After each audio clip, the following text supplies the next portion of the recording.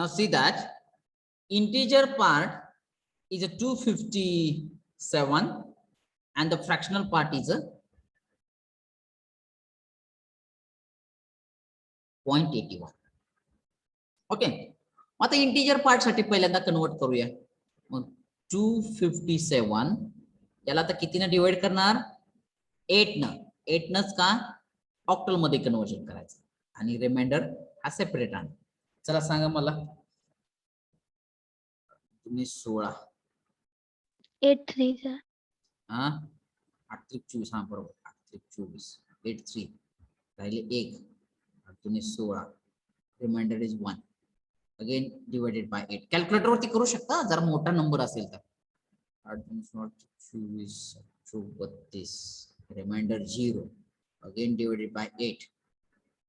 आता इथं आला क्वोशंट 0 बघा 4 न 8 ला भाग जात नाही म्हणजे क्वोशंट 0 आला बाकी आधी 4 संपला. रिमाइंडर कलेक्ट करायचा बॉटम टू टॉप. आता fractional part 0.81 multiplied by 8. Give me that 6.48 बरोबर आहे का बघा. इंटीजर पार्ट सेपरेट करणार तो असेल 6 and 0.48 multiplied by 8. सांगा जरा calculation fast. 3.84. Very good. 3.84 integer is 3. 0.84 multiplied by 8.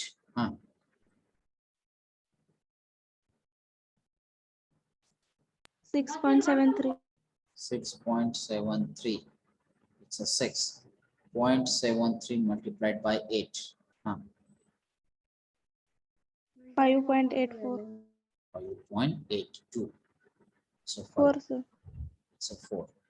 And these integers we will collect from top to bottom so that 257.81 decimal which is equal to आता collect करताना मी पहिल्यांदा 4 collect करणार नंतर 0 नंतर 1 हा आला तुमचा octal point.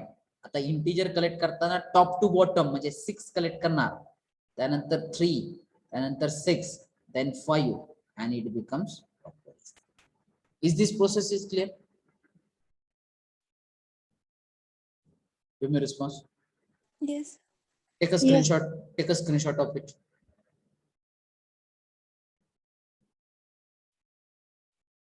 Okay. Yes, sir. Yes sir.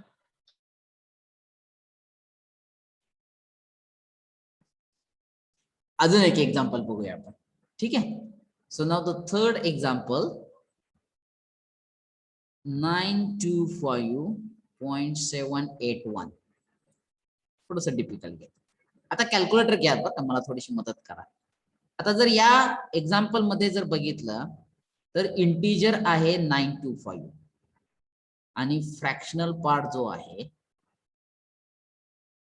तो आहे 0.781.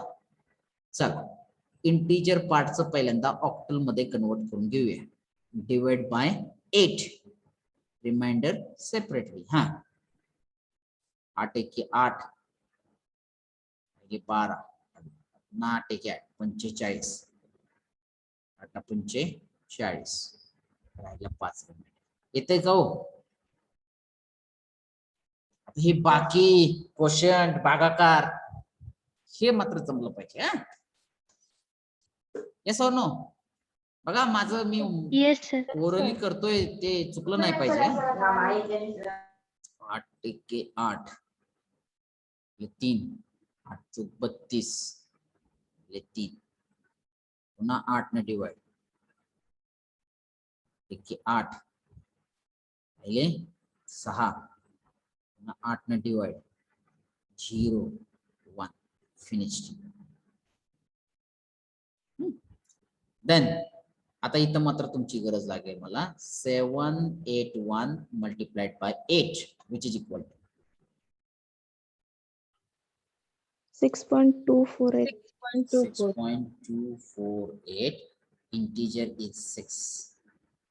Then 0.248 multiplied by 8.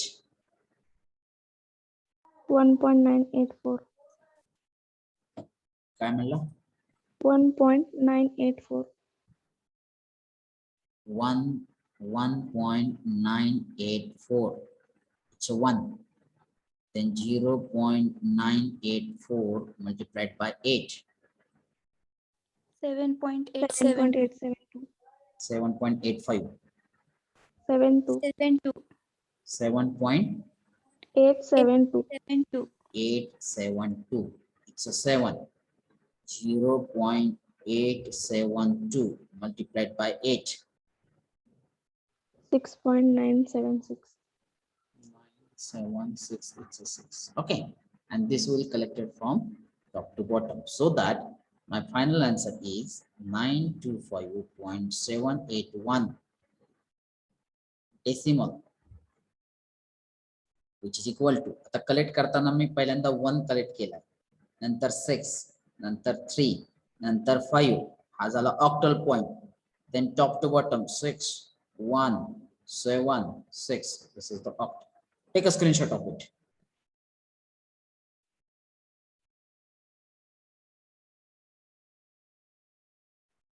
Okay.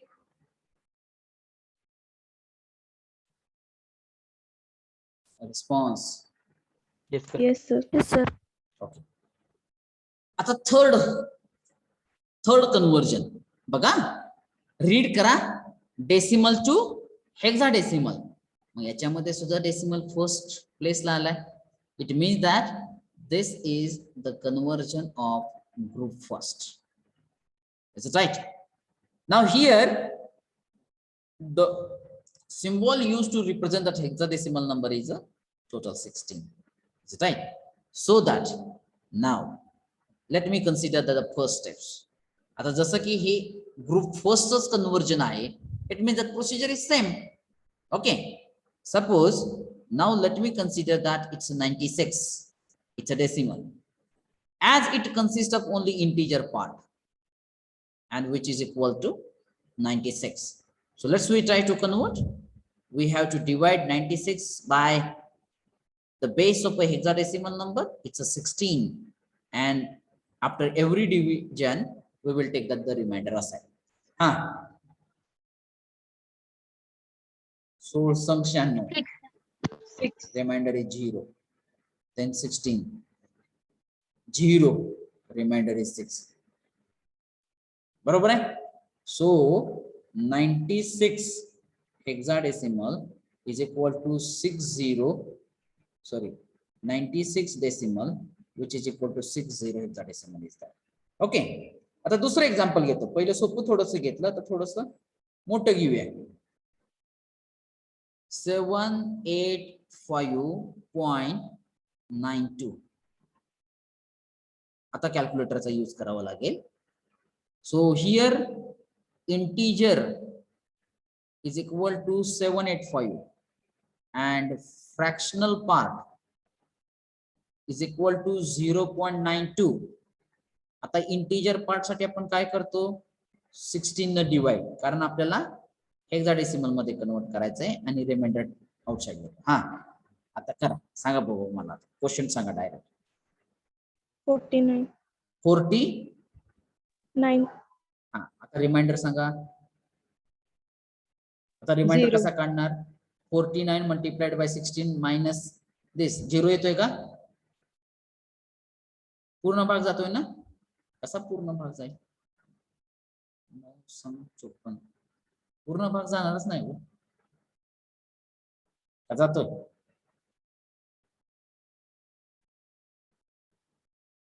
Reminder कसा काढणार?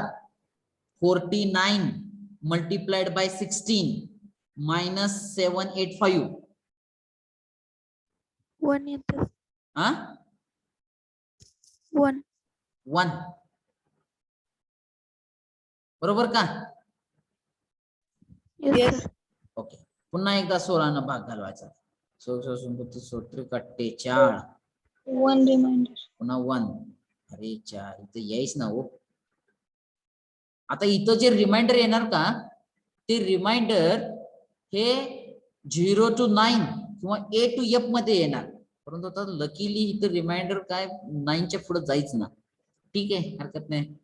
3 0, remainder is 3. We will collect it from bottom to top. आता fractional part साठी बघूया.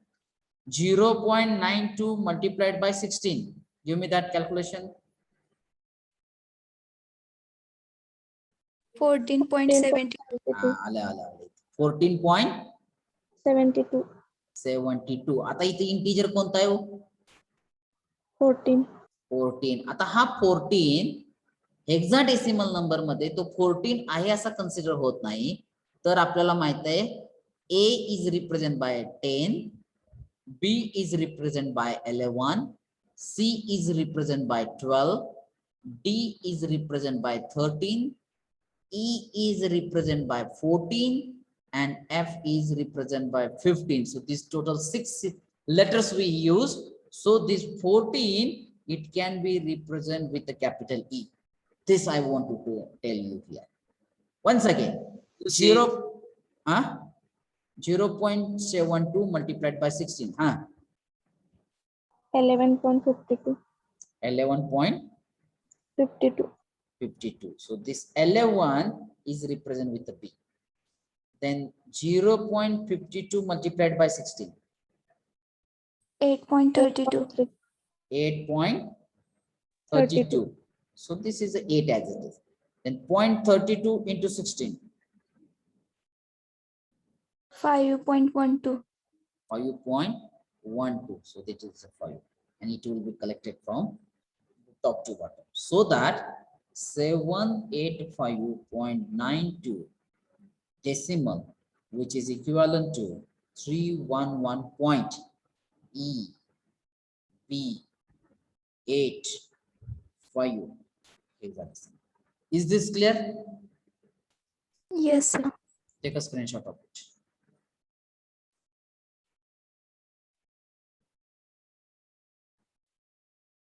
Okay.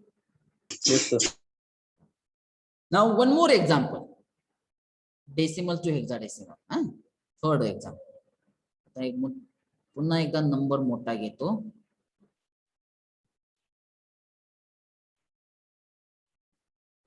Okay. So here integer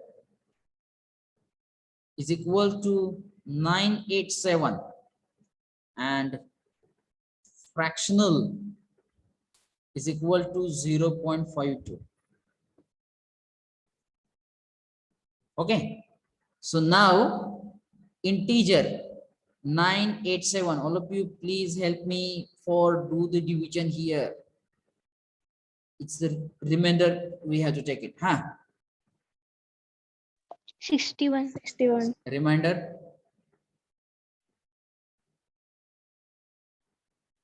(61) multiplied by 16 minus 987.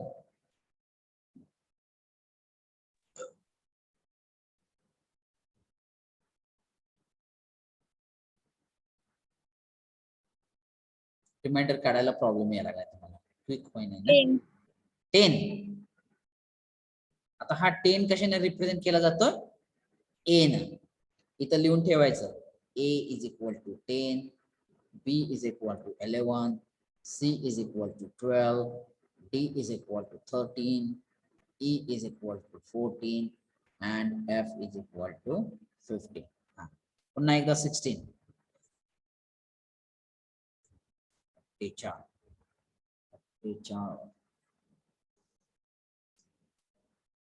13 रहता है का? Yes. It's a D. Again divided by 16, 0, 3. That to be collected in bottom to top. Then for fractional part, 0.52 multiplied by 16.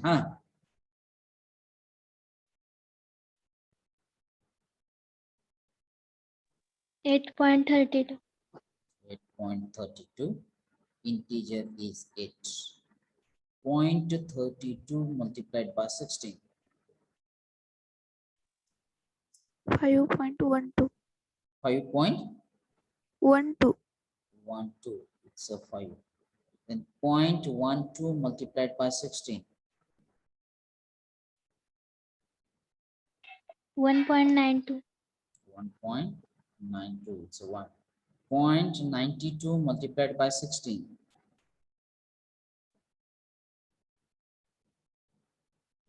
14.72. 14.72. This 14, it can be represented with the capital E, and it is connected from top to bottom. So my final answer should be sir ते तिथं 10 येत नाही 11 येत आहे 11 येते sir तिथं. 11. Reminder हा sir ठीक. बी It's a B. So my final answer should be this 987.52 10, which is equivalent to, आता बघा कलेक्ट करताना हे इथं जरा थोडस लक्ष द्यावं लागतंय बघा कलेक्ट करताना.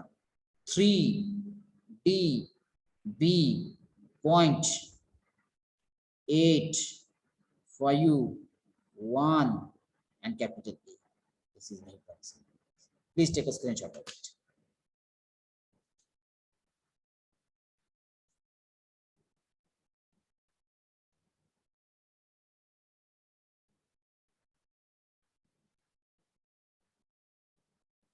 Okay. यस सर आता हे ग्रुप 1 चे 3 कन्वर्जन झाले बघा. कोणते सांगतो, रिपीट करतो. Decimal to binary, decimal to octal, decimal to hexadecimal. आता येतोय ग्रुप सेकंड. आता ग्रुप सेकंड म्हणलं तर तुमचं लक्ष इथं असलं पाहिजे बघा, दुसऱ्या वेळेस डेसिमल आला म्हणजे हे कन्वर्जन आहे ग्रुप सेकंडचा. आता ग्रुप फर्स्ट ची प्रोसिजर तर तुम्हाला माहित झाली. इंटिजर साठी डिव्हिजनची प्रोसिजर, फ्रॅक्शनल पार्ट साठी मल्टिप्लिकेशनची प्रोसिजर. आता ग्रुप सेकंड तर त्याच्यापेक्षा सोपं आहे. ग्रुप सेकंड ची प्रोसिजर इंटिजर आणि फ्रॅक्शनल पार्ट साठी वेगळी नसून ती एकच आहे. आता ती प्रोसिजर काय आहे लक्षात घ्या. आता पहिलं आपण जे कन्वर्जन बघणार आहे ग्रुप सेकंड मधलं ते आहे बायनरी टू डेसिमल. मग त्याच्यासाठी मी एक एक्झाम्पल घेतो. आता मला नंबर घ्यायचा आहे बायनरी मध्ये, मग तो नंबर असेल 1 आणि 0 च्या फॉर्म मध्ये. So let me consider that this one number, this is a binary number. आता प्रोसिजर लक्षात घ्या की पहिल्यांदा नंबर ऍज इट इज लिहायचा. 1 0 1 1.101. आता याच्यामध्ये इंटिजर पार्ट पण आहे, फ्रॅक्शनल पार्ट पण आहे, आणि या पॉइंटला आपण काय म्हणणार होतो, या पॉइंटला binary point. It's a binary point. आता ज्यावेळेस पहिली स्टेप्स आहे की नंबर ऍज इट इज लिहा. आता दुसरी स्टेप्स आहे की त्या प्रत्येक डिजिटचा वेट लिहायचा आहे आपल्याला, वेट. आणि वेट लिहिताना थोडासा स्मॉल पॉज घ्यायचा आणि वेट लिहिताना पहिल्यांदा कॉन्सन्ट्रेट करायचं बेसवर. तर बेस काय आहे या ठिकाणी बायनरीचा 2, तर वेट असणार आहे 2 च्या पॉवरच्या फॉर्म मध्ये. मग वेट लिहित असताना या बायनरी पॉइंट पासून लेफ्ट हँड साइडला कडे आणि या बायनरी पॉइंट पासून राईट हँड साइड कडे आपण मूव्ह होणार. आता मी वेट लिहित असताना या पहिल्या 1 डिजिटचं जो बायनरी पॉइंटच्या जवळ आहे लेफ्ट हँड साइड मूव्ह होत असताना, तर त्याचं वेट असणार आहे 2 या 1चं वेट असणार आहे 2 आता हे 2 पॉवर मध्येच का वेट आहे तर बेस 2 आहे.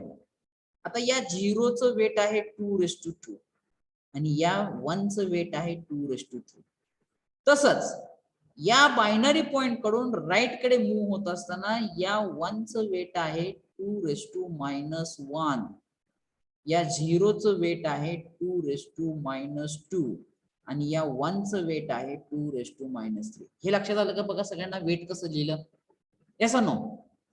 Yes sir So Yes, sir. now multiply every digit with their assigned weight and add all the product. म्हणजे आता मी काय करतोय बघा 1 into 2 बघा हे मल्टिप्लाइड करून घेतलं.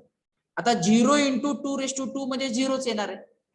Plus add all the product 1 into 2 plus 1 into 2 plus 1 into 2 plus 1 into 2 -3 -2 ला 0 न मल्टिप्लाइड आहे 0च येणार आहे. आता हे जसंच्या तसं टाईप करून घ्या कॅल्क्युलेटर वरती. ब्रॅकेट घ्यायचा 1 into 2 raised to 3 bracket complete plus 1 into 2 raised to 1 bracket complete plus असं सगळं टाईप करून घ्या आणि फायनल आन्सर सांगा मला.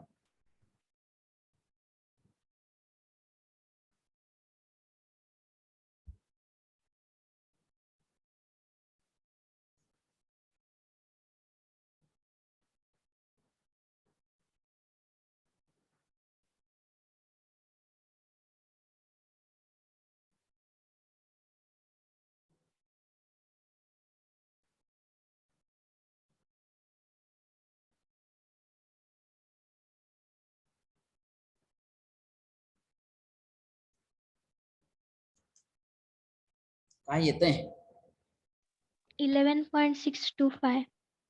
11.625. This is the decimal number. आता घरी गेल्यानंतर किंवा हे लेक्चर संपल्यानंतर ऍक्च्युली तुम्ही घरी जाल, पुन्हा एकदा प्रॅक्टिस म्हणून या 11.625 डेसिमल नंबरचं बायनरी मध्ये चेक करायचं मॅन्युअली. हे एवढंच येतंय का नाही ते चेक करायचं. आणि तुम्हाला माहित आहे इंटिजर पार्टसाठी प्रोसिजर वेगळी. पुन्हा हे पहिली स्टेप झाली बघा, पहिल्या ग्रुपचं कन्वर्जन झालं, उलट गेलं तर लक्षात येत आहे. पुन्हा एकदा अजून एक एक्झाम्पल घेतोय बघा इथं. तर ते एक्झाम्पल 110101.1011. या ठिकाणी इंटिजर पार्ट आणि फ्रॅक्शनल पार्ट साठी प्रोसिजर सेपरेट नाही. मग पहिल्यांदा आपली टास्क काय आहे की ते नंबर आहे असं लिहून घ्या.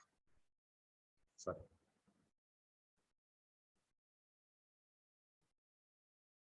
थोडस डिस्टन्स ठेवून डिजिट्स लिहितोय कारण आपल्याला वेट लिहायचं.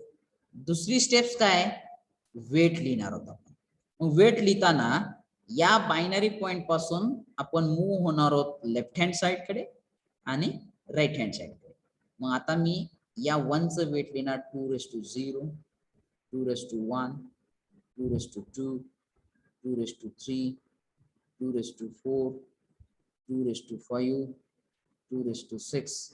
आणि या 1 चं वेट असणार आहे 2 raised to -1, 2 raised to -2, 2 raised to -3, 2 raised to -4. तुम्हाला जसं समजेल त्या मेथड मध्ये लिहा. And then I need to multiply 1 into 2 raised to 6 plus 1 into 2 raised to 5 plus 1 into 2 raised to 3 plus 1 into 2 raised to 2 plus 1 into 2 raised to 0 plus 1 into 2 raised to -1 plus 1 into 2 raised to -3 plus 1 into 2 raised to -1. चला सांगा.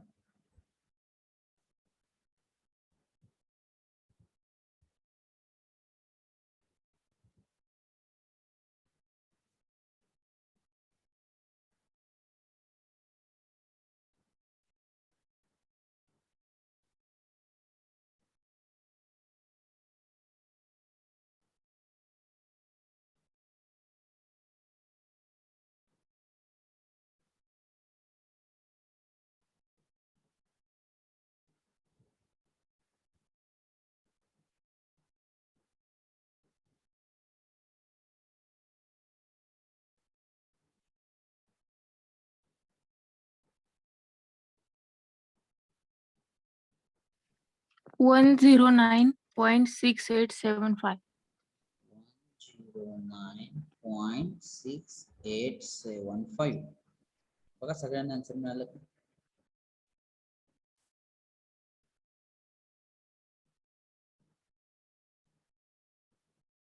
It's correct. Yes, sir. Okay, लक्षात आली procedure. Take a screenshot of it.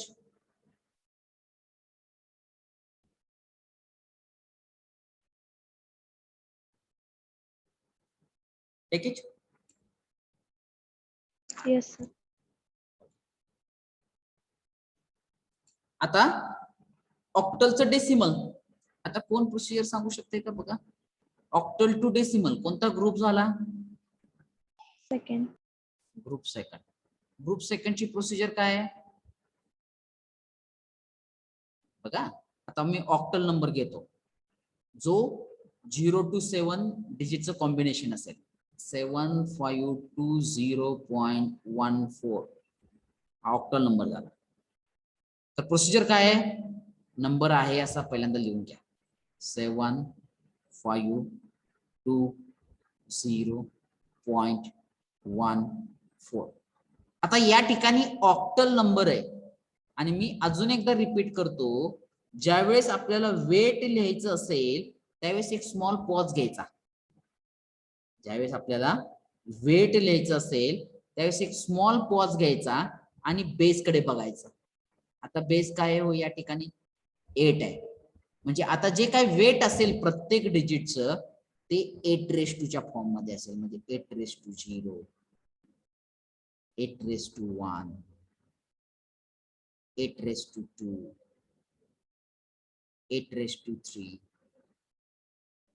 8 -1, 8 आणि त्यानंतर procedure same 7 into 8 3 plus 5 into 8 2 plus 2 into 8 plus 0 into anything, it's a 0, 1 into 8 plus 4 into 8 give me the answer.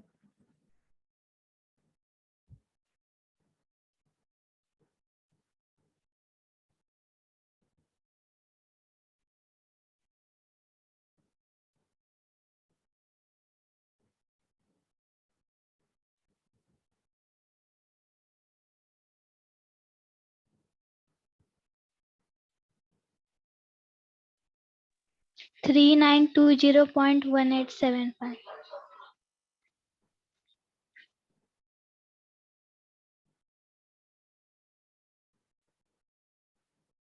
बघा येते कसा काय.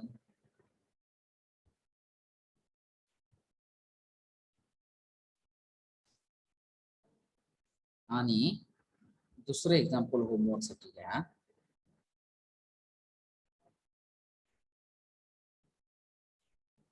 हे होमवर्क साठी प्रोसिजर तर तुम्हाला माहित झाली आता.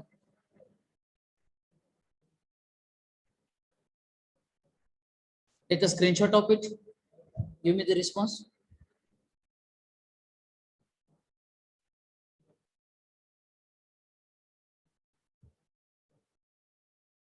Yes, Okay. sir.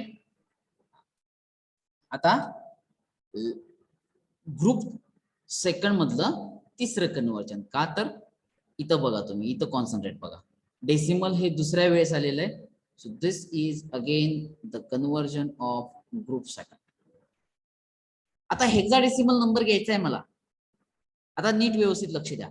हेक्साडेसिमल मध्ये 0 to 9 आणि capital A to capital F, यामध्ये ए हा 10 ने रिप्रेझेंट केला जातो, बी 11, सी 12, डी 13, ई 14 आणि एफ हा 15 आहे. So now when I say that B0C 9.2E, this is the hexadecimal number. आता याचा आपल्याला डेसिमल मध्ये कन्वर्जन करायचं आहे. प्रोसिजर सेम असेल इंटिजर आणि फ्रॅक्शनल पार्ट साठी. पहिल्यांदा नंबर लिहून घ्या B0C 9.2E. त्याच्यानंतर काय लिहिणार आपण, वेट, आणि वेट लिहित असताना एक स्मॉल पॉज. आणि पहिल्यांदा लक्ष कुठं पाहिजे, बेस कडे. आता बेस काय या ठिकाणी 16. तर या हेक्साडेसिमल पॉइंट पासून लेफ्ट हँड साइड कडे आणि राईट हँड साइड कडे आपण बेस लिहित जाणार. तर या 9 चा बेस असेल 16 सी चा बेस असेल 16 0 चा 16 बी चा 16 2 चा 16 ई चा 16 बरोबर आहे. आणि त्यानंतर आता इकडे लक्ष द्या, बी मल्टिप्लाइड बाय 16 हे काय मल्टिप्लिकेशन येणार नाही. मग आता बी म्हणजे काय, 11 into 16 प्लस सी म्हणजे काय 12 into 16 plus 9 into 16 raised to 0 plus 2 into 16 raised to minus 1 plus e म्हणजे काय 14 into 16 raised to minus 2 which is equal to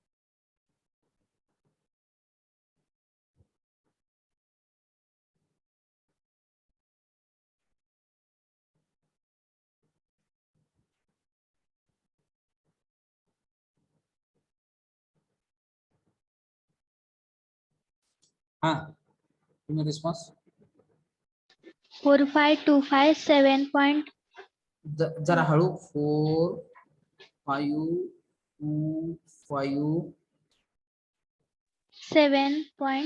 7.1769 1769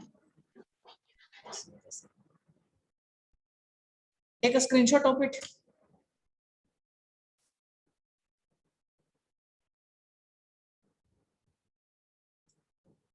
Yes, sir. Sir माझं 45392.179 एक लक्षात घ्या आता तुम्ही जे कॅल्क्युलेशन सांगणार ते व्हेरीफाय करायला माझ्याकडे कॅल्क्युलेटर नाही तर मी अजून एका विद्यार्थ्यांना विचारतो कोणाला हे आन्सर मिळाले का हे मिळाले का हे मिळालं हा हेच मिळालं हो हेच मिळालं मग आता जे कोण काय बोललं मला माहित नाही तुमचा आवाज तुमचं नाव काय ते तर तुम्ही पुन्हा एकदा कॅल्क्युलेशन करा आणि पुन्हा एकदा कॅल्क्युलेशन केल्यानंतर देखील जर तुम्हाला आन्सर बरोबर मिळत नसेल तर please reply me on my WhatsApp number so I will do it calculation individually मी स्वतः ते कॅल्क्युलेशन ते करेल and then I will reply to okay so with this today we stop here आता पुढचे जे 6 कन्व्हर्जन्स असणार आहेत हे म्हणजे या 6 कन्व्हर्जनचा बेस असणार आहे तर आज माझी रिक्वेस्ट अशी असेल